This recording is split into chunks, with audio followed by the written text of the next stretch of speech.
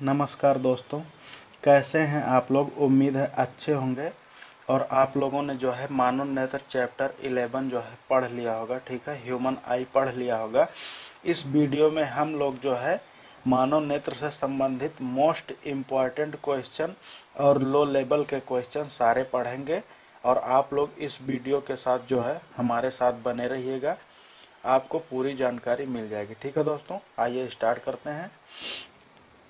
मानव नेत्र अभिनेत्र लेंस। ठीक है, मानव नेत्र या अभिनेत्र लेंस की फोकस दूरी को जो है समायोजित करके विभिन्न दूरियों पर रखी वस्तुओं को फोकसित कर सकता है। ठीक है दोस्तों, मानव नेत्र जो होता है वो अभिनेत्र लेंस की फोकस दूरी को समायोजित करके, ठीक है, समायोजित करके विभिन्न दूरियों पर रखी वस्तुओं को फोकसित कर सकता है। मतलब एक बिंदु पर उसका प्रतिबिंब बना सकता है। ऐसा हो पाने का कारण क्या है दोस्तों? ऐसा हो पाने का कारण क्या है दोस्तों? तो आप लोग बताइए, ऐसा क्यों होता है? जरा दूरदृष्टिता होती है, प्रेसबियोपिया होता है दोस्तों, कि समंजन क्षमता होती है, या निकट दृष्टि दोष होता है, या दीर्घ दृष्टि दोष होता है, मायोपिया, हाइपरमेट्रोपिया, या एकोमोडेशन। ठीक है दोस्तों, तो दोस्तों मानव नेत्र की जो है फोकस दूरी को कंट्रोल करने की क्षमता को जो है आप लोग क्या कहते हैं? समंजन क्षमता कहते हैं। ठीक है दोस्तों, इसको एकोमोडेशन कहते हैं। ठीक है, इसलिए हम लोगों का बी ऑप्शन सही रहेगा। आइए दोस्तों बढ़ते हैं अगले क्वेश्चन के साथ में। हम लोगों का अगला क्वेश्चन है, मानव नेत्र जिस भाग पर किसी वस्तु का प्रतिबिंब बनाता है, ठीक है, वह है। मानव नेत्र जिस भाग पर किसी वस्तु का प्रतिबिंब बनाता है वो भाग क्या है दोस्तों? आप लोग जानते हैं कि हम लोगों का प्रतिबिंब जो है कहाँ पर बनता है? रेटिना पर बनता है। ठीक है, रेटिना को जो है हम लोग हिंदी में दृक् पटल भी या दृष्टि पटल भी कहते हैं। ठीक है दोस्तों, तो ये वाला ऑप्शन हम लोगों का सही रहेगा। बाकी ये सब ऑप्शन सही नहीं है इस क्वेश्चन के लिए। ठीक है दोस्तों, आइए बढ़ते हैं हम लोग आगे और अगला क्वेश्चन देखते हैं। दोस्तों हम लोगों का अगला क्वेश्चन है, सामान्य दृष्टि के वयस्क के लिए सुस्पष्ट दर्शन की अल्पतम दूरी, अल्पतम दूरी या मिनिमम दूरी जो है, मिनिमम डिस्टेंस जो है क्या है? किसी भी सामान्य नेत्र द्वारा जो है मिनिमम दूरी जो है क्या है, या मिनिमम दूरी कितनी दूरी तक हम लोग देख सकते हैं कम से कम। ठीक है दोस्तों, तो आप लोग जानते हैं कि मिनिमम दूरी जो होती है 25 सेंटीमीटर होती है। ठीक है, और मैक्सिमम दूरी क्या होती है दोस्तों? आप लोग जानते हैं अनंत। ठीक है, तो मिनिमम दूरी क्या होती है? 25 सेंटीमीटर। ध्यान दीजिएगा, ये इकाई जो है सेंटीमीटर है। आप लोगों को एग्जाम में पहले ही इकाई जो है मीटर में दी गई है। ठीक है, तो यहाँ से कंफ्यूज नहीं होंगे। 25 मीटर नहीं होगा, 2.5 सेंटीमीटर नहीं होगा, 25 सेंटीमीटर होगा। ठीक है दोस्तों, तो हम लोगों का ऑप्शन सी जो है सही है। ठीक है, आइए हम लोग अगले क्वेश्चन के लिए बढ़ते हैं। ठीक है दोस्तों, अभिनेत्र लेंस की फोकस दूरी में परिवर्तन किया जाता है। अभिनेत्र लेंस की फोकस दूरी में परिवर्तन किया जाता है। आप लोग जानते हैं फोकस दूरी जो है परिवर्तित की जाती है, किसके द्वारा परिवर्तित की जाती है दोस्तों? आप लोग जानते होंगे, बाईप्यूपिल पुतली द्वारा, या दृष्टि पटल द्वारा, या पश्चमाभि द्वारा, या परितारिका द्वारा। तो आप लोग जानते हैं दोस्तों कि सिलेरी मसल्स मतलब पश्चमाभि पेशियां जो होती हैं उनके द्वारा जो है कंट्रोल किया जाता है। आप लोग जानते हैं कि ये हम लोगों के मानव नेत्र होती है, ये इसका लेंस होता है। यहाँ पर सिलेरी मसल्स जो है लगी होती है। सिलेरी मसल्स किससे जुड़ी होती हैं? सिलेरी बॉडी से। ठीक है, तो यहाँ पर ये पश्चमाभि पेशियां जो होती है ये जो है फोकस दूरी को परिवर्तित करती है। ठीक है दोस्तों, इसलिए हम लोग का ऑप्शन जो है सी सही है। आइए दोस्तों हम लोग बढ़ते हैं अगले क्वेश्चन के लिए। हम लोगों का अगला क्वेश्चन है, ये दोस्तों जो मैंने क्वेश्चन करवाए थे अभी, ठीक है, ये सब आप लोगों की बुक के एक्सरसाइज के दिए हैं। ठीक है, किताब के एक्सरसाइज से दिए गए हैं, अभ्यास प्रश्न हैं। और ये जो मैं प्रश्न करवा रहा हूँ दोस्तों, ये आप लोगों के बुक में प्रश्न नहीं दिए गए हैं, लेकिन आप लोगों की जानकारी बढ़ाने के लिए मैं इसे जो है आप लोगों के सामने प्रस्तुत कर रहा हूँ। ठीक है, मानव की आंख रेटिना पर बनाया गया प्रतिबिंब, ठीक है। मानव की आंख के रेटिना पर बनाया गया प्रतिबिंब कैसा होता है? तो दोस्तों आप लोग जानते हैं मानव के आंख द्वारा जो है रेटिना पर बनाया गया प्रतिबिंब क्या होता है? वास्तविक और उल्टा होता है, ठीक है दोस्तों। आप लोग जानते हैं कि उत्तल लेंस द्वारा जो है हमेशा प्रतिबिंब उल्टा और वास्तविक होता है, ठीक है। तो दोस्तों बाकी और सारे ऑप्शन गलत हैं, यही ऑप्शन सही है, ठीक है। स्वस्थ मनुष्य के नेत्र के लिए अल्पतम या न्यूनतम दूरी होती है। दोस्तों ये क्वेश्चन हो गया है, फिर भी गलती से आ गया है, इसको आप लोग देख लीजिए, ठीक है। आप लोग जानते हैं 25 सेंटीमीटर होता है, ठीक है। मीटर वाले ऑप्शन जो है गलत हो जाएंगे, आप लोग ध्यान दीजिएगा। आइए आगे बढ़ते हैं, आप लोगों का टाइम ना बर्बाद करते हुए। हम लोगों का अगला क्वेश्चन है दोस्तों, द परसिस्टेंस ऑफ विजन, ठीक है। हठ दृश्य, हठ दृश्य का मतलब क्या होता है दोस्तों? हठ दृश्य वो होता है दोस्तों, जैसे हम लोग किसी वस्तु को, मान लीजिए यहाँ पर एक लड़का खड़ा है, ठीक है, इसको देख रहे हैं, ठीक है।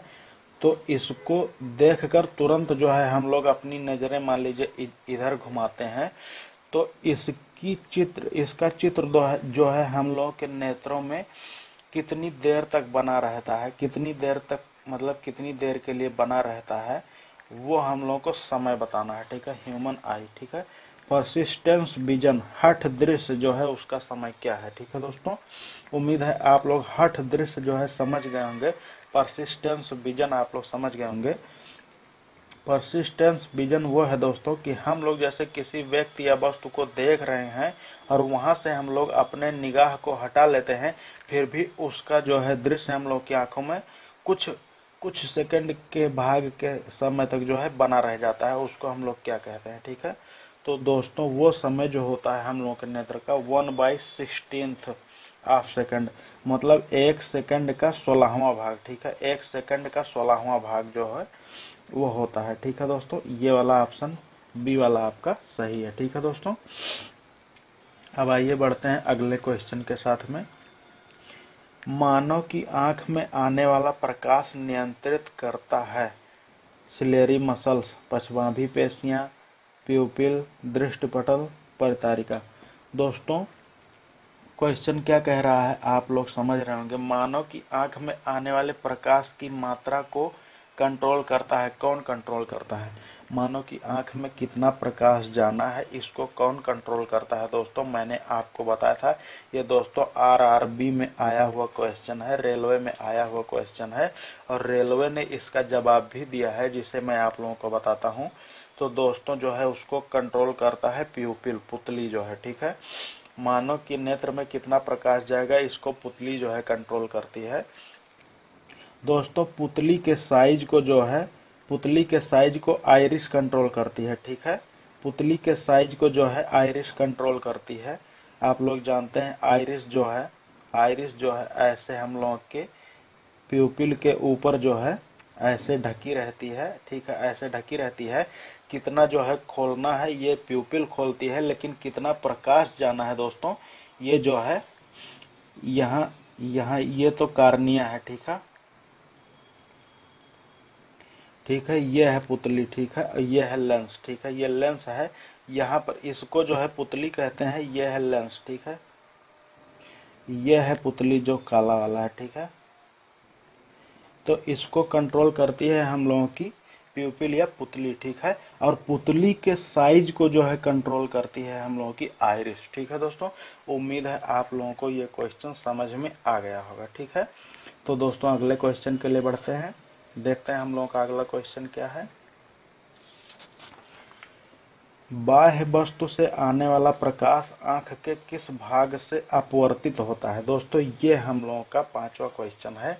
बाह्य वस्तु से मतलब कोई बाहरी वस्तु है, मान लीजिए ये कोई वस्तु है, ठीक है, यहाँ से कोई प्रकाश की किरण आ रही है, ठीक है, तो उसको जो है वो कहाँ से अपवर्तित होती है, कहाँ से रिफ्रैक्ट होती है, रिफ्रैक्शन, ठीक है।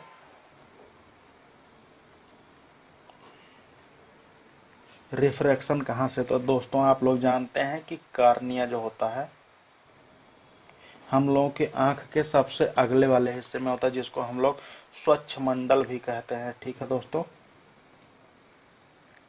तो दोस्तों जो प्रकाश की किरणें आती है वो स्वच्छ मंडल से ही अपवर्तित होती हैं। ठीक है दोस्तों, तो हम लोगों का स्वच्छ मंडल वाला ऑप्शन जो है सही रहेगा, ऑप्शन बी सही रहेगा। ठीक है दोस्तों, आप लोग इसलिए ये दोनों क्वेश्चन मैंने करवाया है, पांचवा और चौथा, जिससे इन दोनों चीजों में आप लोग कंफ्यूज ना हो। ठीक है, जो प्रकाश अपवर्तित होता है वो होता है कार्निया से, और जो कंट्रोल किया जाता है प्रकाश की मात्रा कितनी जानी है वो प्यूपिल द्वारा कंट्रोल होती है। ठीक है दोस्तों, अगले क्वेश्चन के लिए बढ़ते हैं। दोस्तों हम लोगों का अगला क्वेश्चन है, एक व्यक्ति जिसे जरा दृष्टि दोष है, ठीक है, प्रिज्बियोपिया है, जिसे उसे लेंस प्रयोग करना चाहिए। दोस्तों एक व्यक्ति जिसे जरा दृष्टि दोष है, आप लोग जानते होंगे जरा दृष्टि दोष क्या होता है, वृद्धावस्था में जो दोष आ जाता है, जिसमें दोस्तों जो है निकट दृष्टि और दूर दृष्टि दोनों दोष होते हैं। ठीक है दोस्तों, तो उसको कौन सा लेंस प्रयोग करना चाहिए, आप लोगों को मैंने बताया था बाईफोकल लेंस। ठीक है, द्विफोकसीय लेंस, उसको द्विफोकसीय लेंस प्रयुक्त करना चाहिए। जैसे ये उसका चश्मा है दोस्तों, तो ये आधा, इस शीशे का आधा हिस्सा जो है ऊपर वाला अवतल होता है और नीचे वाला जो है उत्तल होता है। ठीक है, ठीक है दोस्तों, उम्मीद है आप लोगों को ये समझ में आ गया होगा। ठीक है, अवतल और उत्तल क्यों प्रयोग किया जाता है ऊपर और नीचे, क्योंकि ये अवतल लेंस जो होता है दोस्तों, ये कब प्रयोग किया जाता है, ये अवतल लेंस है दोस्तों, ये दूरदृष्टि दोष में प्रयोग किया जाता है। ठीक है, दूरदृष्टि दोष। ठीक है, दूरदृष्टि दोष में क्या होता है दोस्तों कि जो है दूर की वस्तु तो साफ दिखाई देती है लेकिन नजदीक की वस्तु जो है साफ नहीं दिखाई देती है। ठीक है, तो दूरदृष्टि दोष में जो है हम लोग अवतल लेंस जो है प्रयुक्त करते हैं। ठीक है दोस्तों, और उत्तल लेंस में जो है हम लोग निकट दृष्टि दोष, उत्तल लेंस जो है हम लोग निकट दृष्टि दोष के लिए प्रयोग करते हैं। ठीक है, आप लोगों को मैंने जो है याद करने का ट्रिक भी बताया था। ठीक है, तो निकट दृष्टि दोष में क्या होता है दोस्तों, निकट की वस्तु तो साफ दिखती है लेकिन दूर की वस्तु जो है साफ नहीं दिखती है। ठीक है, आइए हम लोग दोस्तों अगले क्वेश्चन के लिए बढ़ते हैं। एक दूर दृष्टि वाले व्यक्ति को लेंस प्रयोग करना चाहिए। देखिए दोस्तों आ गया। ठीक है, दूर दृष्टि दोष वाले व्यक्ति को कौन सा लेंस प्रयोग करना चाहिए, आप लोग जानते हैं दोस्तों, मैंने आप लोगों को ट्रिक बताई थी। जैसे कोई ये व्यक्ति है, ठीक है, उसकी आंख है ये, उसको दूर दृष्टि दोष है, तो इसका मतलब क्या है दोस्तों, दूर दृष्टि दोष में आप लोग जानते हैं कि उल्टा होता है, मतलब दूर की वस्तु जो है साफ दिखती है, दूर की वस्तु तो साफ दिखती है। ठीक है, लेकिन निकट की वस्तु साफ नहीं दिखती है। लेकिन मैंने दूर दृष्टि का जो है, ये दूर शब्द का आशय मैंने आप लोगों को ट्रिक बताकर क्या कहा था कि इस दूर का मतलब आप लोग ये समझेंगे दोस्तों कि इसका प्रतिबिंब जो है दूर बनता है, रेटिना से जो है दूर बनता है। दूर का मतलब बाद, ठीक है, बाद में बनता है। तो दोस्तों अगर रेटिना से दूर बनना है, रेटिना से बाद में बनना है, तो इसको हम लोग पहले बनाने के लिए क्या करेंगे, पहले बनाने के लिए हम लोग क्या करेंगे दोस्तों, इसको जो है उत्तल लेंस जो है, तो दोस्तों उत्तल लेंस लगा देंगे तो एक बार ये किरणों को जो है पहले ही केंद्रित कर देगा। आप लोग जानते हैं उत्तल लेंस का क्या काम होता है, ये किरणों को जो है कन्वर्ज कर देता है, मतलब केंद्रित कर देता है। तो ये एक बार पहले यहाँ पर केंद्रित करेगा, उसके बाद ये जो है फिर से केंद्रित कर देगा और सही जगह पर प्रतिबिंब बनने लगेगा। ठीक है दोस्तों, आइए हम लोग अगला क्वेश्चन देखते हैं। तो इसके लिए कौन सा लेंस प्रयुक्त होगा दोस्तों, आप लोग जानते हैं उत्तल लेंस, ठीक है, कॉन्वेक्स लेंस प्रयुक्त होगा। ठीक है, हम लोग अगला क्वेश्चन देखते हैं। एक निकट दृष्टि दोष वाले व्यक्ति को लेंस प्रयोग करना चाहिए। अब देखिए दोस्तों, जिसको निकट दृष्टि दोष है, तो पहले ये जान लेते हैं निकट दृष्टि दोष वाले को होता क्या है। निकट की वस्तुएं तो साफ दिखती हैं, ठीक है, निकट की वस्तुएं तो साफ दिखती हैं लेकिन दूर की वस्तु जो है साफ नहीं दिखती है। तो दोस्तों इस निकट शब्द का मैंने ट्रिक क्या बताया था, अंदर से बताया था। जैसे ये किसी व्यक्ति की आंख है, ठीक है, ये इसका लेंस है, ठीक है, तो निकट दृष्टि का मतलब क्या हुआ दोस्तों, यहाँ से मैंने अंदर से लिया था कि इसकी प्रतिबिंब जो है, इसका प्रतिबिंब जो है निकट बन जाता है। निकट का मतलब मैंने क्या बताया था, पहले ही बन जाता है, रेटिना से पहले ही बन जाता है, निकट शब्द से मैंने बताया था। तो दोस्तों इसको हम लोग दूर कैसे बनाएंगे, मतलब इसको सही जगह पर कैसे बनाएंगे, इसका पावर माप करके हम लोग जो है इस पर कौन सा लेंस लगा देंगे, अवतल लेंस। ठीक है दोस्तों, अवतल लेंस लगाएंगे, कनकेव अवतल लेंस लगाएंगे दोस्तों, तो ये क्या करेगा, एक बार किरणों को फैला देगा, उसके बाद फिर जब ये केंद्रित करेगा तो ये जाके आगे बढ़ जाएगा, थोड़ा सही जगह पर जो है बनने लगेगा। तो दोस्तों उम्मीद है कि आपको ये सारे क्वेश्चन जो है समझ में आ गए होंगे। इसका आंसर क्या है दोस्तों, अवतल लेंस। ठीक है, आंसर नंबर बी सही है। ठीक है, तो दोस्तों इस तरीके से मैंने जो है आप लोगों के बहुविकल्पीय प्रश्न जो है करवा दिए हैं, जितना हम जरूरी समझते थे। अगर कुछ और जरूरी समझेंगे तो फिर और आप लोगों को बता देंगे। आप लोगों के अभ्यास प्रश्न जो हैं, जो न्यूमेरिकल जो है, जो है विस्तृत प्रश्न है, जिसका जो है सवाल लगवाना है, वो अभी नहीं हो पाए हैं, उनको मैं अगले वीडियो में करवाऊंगा। उम्मीद है आप लोगों को ये समझ में आया होगा और अगला भी समझ में बहुत अच्छे तरीके से आएगा। ठीक है दोस्तों, अगर आप लोगों को ये वीडियोज थोड़ा सा भी अच्छे लगते हैं, कुछ भी समझ में आता है, तो प्लीज दोस्तों वीडियो को लाइक करिए और हमारे चैनल को सब्सक्राइब करिए, जिससे आप लोग इसी तरीके के और अन्य वीडियो पाते रहें और अन्य जानकारी जो है पाते रहें। ठीक है दोस्तों, मिलेंगे अगले वीडियो में, तब तक के लिए धन्यवाद। जय हिंद।